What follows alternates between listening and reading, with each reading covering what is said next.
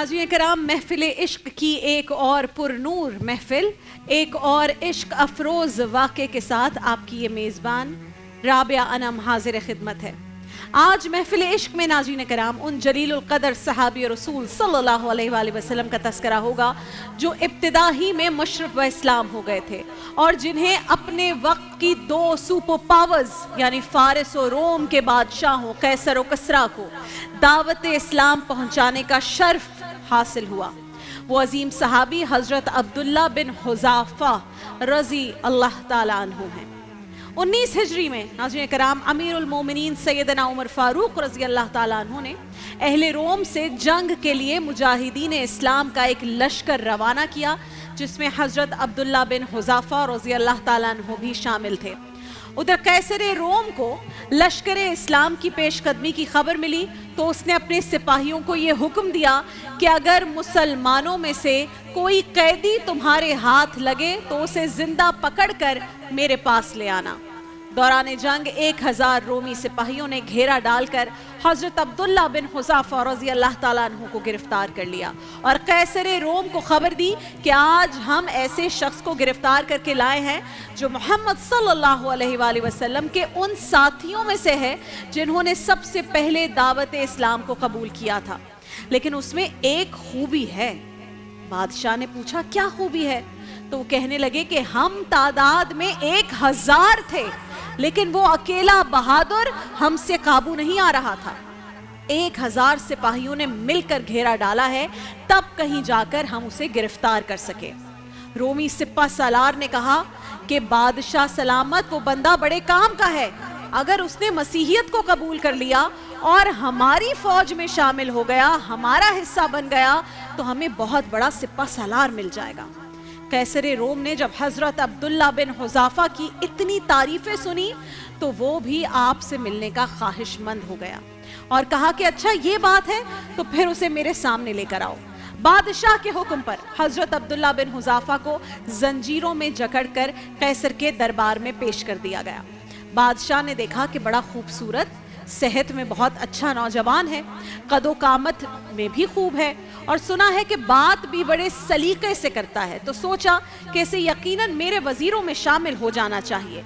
कैसर ने कहा है नौजवान, मैं रोम का बादशाह हूँ, बरकल मेरा नाम है, कैसर मेरा लक़ब है, मैंने तेरी बहादुरी की बड़ी तारीफें सुनी हैं। मैं तुझे एक ऑफर करता हूँ, एक पेशकश करता हूँ कि जितनी दौलत तुझे चाहिए तुझे दे देता हूँ, बस एक शर्त है और वो ये कि इस्लाम छोड़कर मसीहियत इख्तियार कर ले। सामने कौन है जिन्हें ऑफर की जा रही है? आशिक़ रसूल है। और ऑफर क्या की जा रही है? पैसों की, दौलत की। एक आशिक़ रसूल को हज़रत अब्दुल्ला बिन हुज़ाफ़ा ने ये पेशकश सुनी तो मुस्कुराए और फरमाया, मैं तो तुझे बड़ा अक्लमंद बादशाह तसव्वुर करता था, मगर तू तो बड़ा बेवकूफ़ निकला। मुझे अगर दौलत ही कमानी होती तो मैदाने जंग में लड़ने के बजाय मदीने में बैठकर तिजारत ना कर लेता। अरे नादान, मैं दौलत कमाने नहीं निकला, मैं तो रसूलुल्लाह सल्लल्लाहु अलैहि वसल्लम की रज़ा कमाने के लिए निकला हूँ। सुभान अल्लाह, सुभान अल्लाह। दरे महबूब से हट कर गुजारा हो नहीं सकता, दरे महबूब से हट कर गुजारा हो नहीं सकता, दरे महबूब से हट कर गुजारा हो नहीं सकता, ये वो दर है कि इस दर से किनारा हो नहीं सकता, ये वो दर है कि इस दर से किनारा हो नहीं। क्या बात है। मसीही बादशाह ने जब ये देखा कि मालो दौलत की पेशकश तो हो गई है, रिफ्यूज, रद्द हो गई है, तो फिर दूसरी चाल चली। कहने लगा बरखुरदार दौलत नहीं, जो ओहदा اور جو منصب تجھے چاہیے وہ تجھے مل جائے گا، بس تو اپنا مذہب تبدیل کر لے۔ سامنے کون ہے؟ سامنے ہے عاشق رسول۔ دولت امپریس نہیں کرتی، عہدہ عاشق رسول کو امپریس نہیں کرتا۔ حضرت عبداللہ بن حذافہ یہ سن کر پھر مسکرائے، کہا کہ شاید تجھے پتا نہیں میری شہرت کیا ہے، تو بھلا مجھے کیا عہدہ دے گا؟ میں رسول اللہ کا غلام ہوں، اور کائنات میں کوئی عہدہ اور کوئی اعزاز مصطفیٰ کے غلام ہونے سے بڑھ کر نہیں ہو سکتا۔ بادشاہ نے دیکھا کہ کوئی لالچ، کوئی آفر، کوئی پیشکش کام نہیں آ رہی، تو اپنے وزیروں اور مشیروں سے کہا کہ یہ نوجوان تو کسی طرح قابو میں نہیں آئے گا، اسے قتل ہی کرنا پڑے گا، فی الحال اسے قید خانے میں ڈال دو۔ جب رومی سپاہی حضرت عبداللہ بن حذافہ کو لے کر چلے گئے تو ایک وزیر آیا سامنے، بادشاہ کو کہنے لگا، بادشاہ سلامت، مجھے ایک چال چلنے دیں۔ بادشاہ نے پوچھا وہ کون سی چال ہے؟ پیسے آفر ہو گئے، ریفیوز ہو گئے، عہدہ آفر ہو گیا، ریفیوز ہو گیا، تو ذرا مجھے بھی بتا۔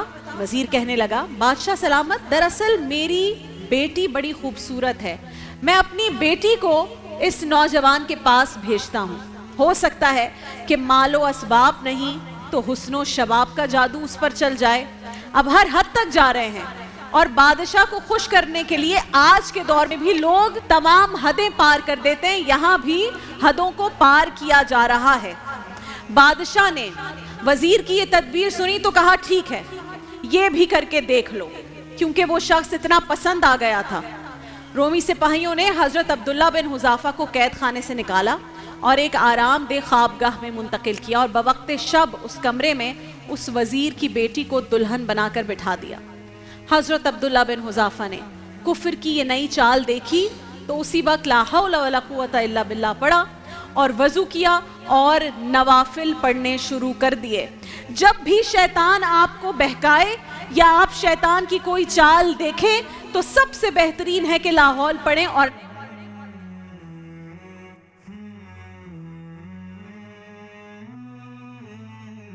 یہی کیا جا رہا تھا۔ اور پھر وہ جو وزیر زادی تھی وہ کہتی ہے کہ میں ساری رات بناؤ سنگھار کر کے اس صحابی رسول کے کمرے میں بیٹھی رہی، لیکن اس نے ایک نگاہ اٹھا کر بھی میری جانب نہیں دیکھا۔ ساری رات وہ مصلے پہ بیٹھ کر عبادت کرتا رہا، یہاں تک کہ سحری کا وقت ہو گیا تو میں نے اسے چھو کر دیکھا۔ جب آپ بے یقینی کی کیفیت میں ہوتے ہیں، عمران بھائی آپ کہتے ہیں نا چھو کر دیکھنا ہے، کہتے ہیں میں نے چھو کر دیکھا کہ یہ کوئی انسان ہے یا فرشتہ ہے، کیونکہ اس کا اپنا باپ کیا ہے، وہ بھی ہے تو انسان، اور پھر یہ کون ہے، کیا یہ انسان ہے یا فرشتہ ہے؟ قریب گئی اور کہا کہ تو کتنا بے حس ہے، مجھ جیسی حسین و جمیل دوشیزہ تیرے سامنے بیٹھی رہی پوری رات اور تو نے مجھ پر ایک نظر ڈالنا بھی گوارا نہیں کیا، بتا تو صحیح آخر یہ کیفیت پیدا کیسے ہوتی ہے؟ حضرت عبداللہ بن حذافہ نے فرمایا اگر یہ کیفیت پیدا کرنی ہے تو بھی میرے مصطفیٰ کا کلمہ پڑھ لے۔ اس وزیر زادی نے یہ سنا تو اسی وقت کلمہ پڑھا اور اسی وقت مسلمان ہو گئی۔ صبح سویرے جب دروازے پر اس لڑکی کا باپ آیا اور پوچھا بیٹی کیا بنا، اب اگر یہ کام ہو جاتا، بہکاوے میں آ جاتا تو یہ شخص اپنی بیٹی کے بارے میں نہیں سوچ رہا تھا، اس نے اپنے آپ کو بادشاہ کے سامنے بہتر دکھانا تھا۔ کہا کیا بنا، یہ نوجوان تیرے دامے فریب میں آیا یا نہیں؟ تو وہ کہنے لگی تو کافر ہے، میں اب مسلمان ہوں، تیرا اور میرا کیا رشتہ، تیرا میرا اب کوئی تعلق نہیں، خبردار اب میرے قریب بھی نہ آنا۔ اپنے باپ کو اس لڑکی نے یہ کہہ دیا کیونکہ وہ کلمہ پڑھ چکی ہے۔ جب یہ داؤ بھی ناکام ہو گیا تو قیصر روم اور اس کے وزیروں و مشیروں نے حضرت عبداللہ بن حذافہ کو اب اذیتناک طریقے سے قتل کرنے کا فیصلہ کر لیا۔ بادشاہ کے حکم پر ایک بہت بڑی کڑاہی نما سی چیز منگوائی گئی، اس میں تیل ڈال کر اس کے نیچے آگ جلا دی گئی۔ جب تیل کھولتا ہوا ہو گیا، ابلنے لگا، تو اس نے حکم دیا کہ مسلمان قیدیوں کو لایا جائے۔ اس کے حکم کے مطابق 2 مسلمان قیدی لائے گئے اور ان میں سے ایک کو اس کھولتے ہوئے تیل میں پھینک دیا گیا۔ گرم اور کھولتے ہوئے تیل میں گرتے ہی اس مسلمان قیدی کا جسم پگھلنے لگا۔ کھال ہڈیوں سے الگ ہونا شروع ہو گئی. اِنَّا لِلَّهِ وَإِنَّا إِلَيْهِ راجعون. اب بادشاہ حضرت عبداللہ بن حذافہ رضی اللہ تعالیٰ عنہ کی طرف متوجہ ہوا اور کہنے لگا اے نوجوان دیکھ لیا اپنے ساتھی کا حشر, اب بھی موقع ہے, میرا مذہب قبول کر لے. آپ نے فرمایا میں محمد مصطفیٰ کا غلام ہوں, مجھے موت سے مت ڈرا. یہ سن کر بادشاہ پھر غضبناک ہو گیا اور آپ کو کھولتے ہوئے تیل میں پھینک دینے کا فائنل حکم جاری کر دیا. جب آپ کو کڑاہی کے پاس لایا گیا تو آپ کی آنکھوں سے بے اختیار آنسو بہہ نکلے. آپ کے آنسو دیکھ کر پھر روم کا بادشاہ یہ سمجھا کہ شاید اب موت کو اتنے قریب سے سامنے دیکھ کر یہ خوف زدہ ہو گیا ہے.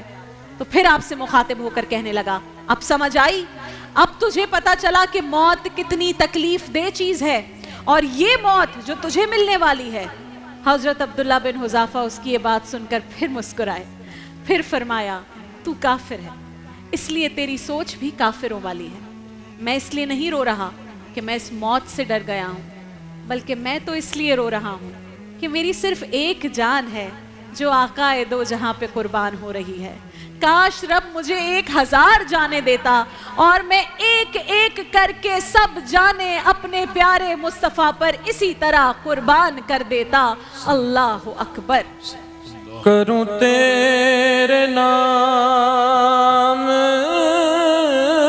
پہ جا فدا, نہ بس ایک جان دو جہاں فدا. کروں تیرے نام پہ جا فدا, نہ بس ایک جان دو جہاں فدا. کروں تیرے نام پہ جا فدا, نہ بس ایک جان دو جہاں فدا. نہ بس ایک جان دو جہاں فدا. دو جہاں سے بھی نہیں جی بھرا, کروں کیا کروڑوں جہاں نہیں. صلو علیہ وآلہ, صلو علیہ وآلہ. بادشاہ نے جب حضرت عبداللہ بن حذافہ کی یہ استقامت دیکھی تو اٹھ کر کھڑا ہو گیا اور اپنے وزیروں سے مشیروں سے کہنے لگا کہ میں نے بھی دنیا دیکھی ہے لیکن محمد مصطفیٰ کے غلاموں جیسے جانثار کہیں نہیں دیکھے. ناظرین کرام, یہ جو تمام چیزیں ہو رہی تھی ایک ٹیسٹ تھا بادشاہ کی طرف سے. امپریس تو وہ پرسنالٹی سے پہلی نظر میں, اور جب وزیروں مشیروں نے آ کر بتایا, جب سپاہیوں نے ان کے بارے میں بتایا کہ کیسے ہم 1000 تھے, وہ اکیلے تھے, کس طرح کے ہیں, پھر ان کی پرسنالٹی دیکھی, قد و قامت دیکھا, امپریس وہ ہو گئے تھے. جو باقی سب تھا وہ ٹیسٹ تھا, اور اب بادشاہ کو لگا کہ یہ ٹیسٹ میں پاس ہو گئے اور کہا ایسے بہادر کو تو قتل نہیں بلکہ آزاد کرنا چاہیے. کہتے ہیں بس میری بہت انٹرسٹنگ بات ہے ناظرین کرام, بادشاہ کہتے ہیں میری ایک چھوٹی سی خواہش ہے اور وہ یہ کہ اگر میرے یہ سر کو ایک بار چوم لے تو میں اسے رہا کر دوں گا. یہ شرط رکھی بادشاہ نے. حضرت عبداللہ بن حذافہ رضی اللہ تعالیٰ عنہ نے جب یہ پیشکش سنی تو پوچھا ہے بادشاہ اگر میں تیرا سر چوم لوں تو کیا تو میرے ساتھ تمام مسلمان قیدی جو ہیں انہیں بھی آزاد کر دے گا؟